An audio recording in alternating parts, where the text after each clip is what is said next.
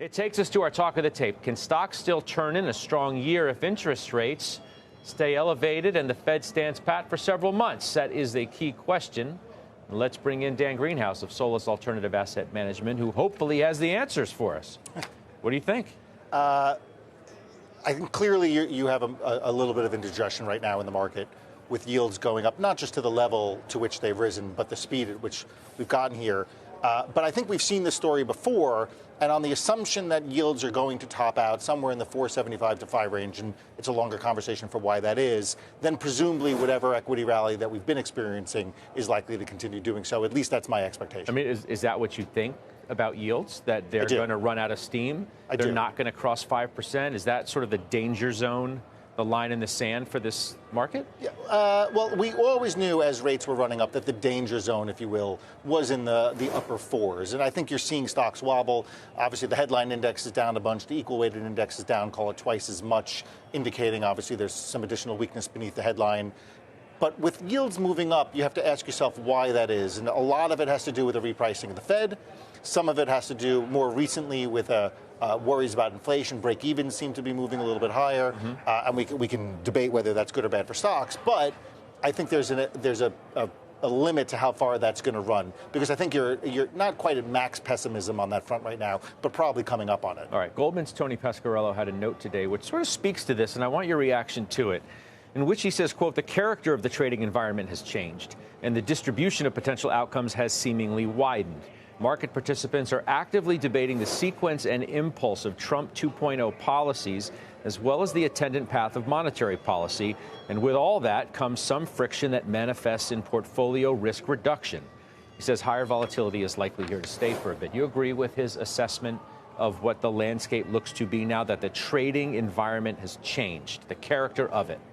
I think that's probably true for the immediate future. But to repeat my position, for viewers who may not know, I'm deliberately, qualitatively taking a little bit more of an optimistic view on things. And you have been largely for a while. But with respect to the incoming administration and the policies, I think the view is universally that tariffs are bad, going to be inflationary, et cetera, that any immigration crackdown is going to be bad, is going to be inflationary, et cetera, et cetera.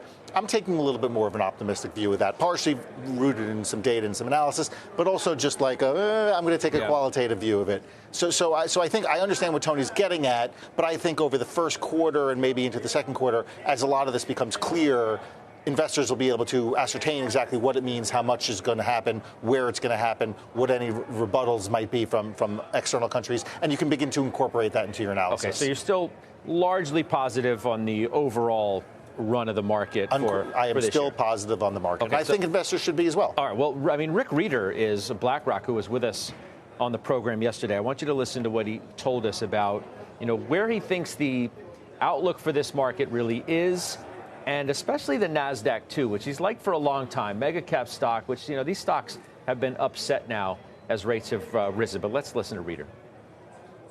We're still moderately long, and I still think if you look at tech and the return on equity, the stock buyback, and the amount of cash that's out there, pretty hard to see the equity market not finding its footing and having a decent year, not like last year. So you would be a buyer on the dip of the NASDAQ, for example? 100%.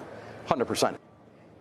Not 100%. I mean, he said he thinks stocks, be more volatile and rates can still go up on the long end, that you could still do 15% return this year, which I think a lot of people would be really happy with. Sure, but my price target, to the extent that I have one, is call it 7,000, which is still on the not super optimistic side of things, but I rarely disagree with Rick, and I don't there. I think the underlying economy, the underlying economy is still holding up quite well. We just saw this with the jobs report, weekly jobless claims.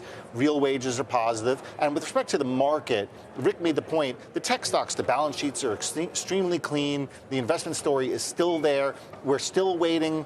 Everyone seems to be waiting for some headline that the AI story is overblown, or perhaps we're overbuilding. There's no indication as of yet that that's going to be the case. Certainly we have NVIDIA's earnings to tell us perhaps otherwise. So I think a lot of those stocks, the stories are still fundamentally strong. Now, we've seen Qualcomm and Adobe and Intel, which is dealing with it. So there's been huge drops in some of these stocks. AMD, Micron down 30, 40, 50% from their highs.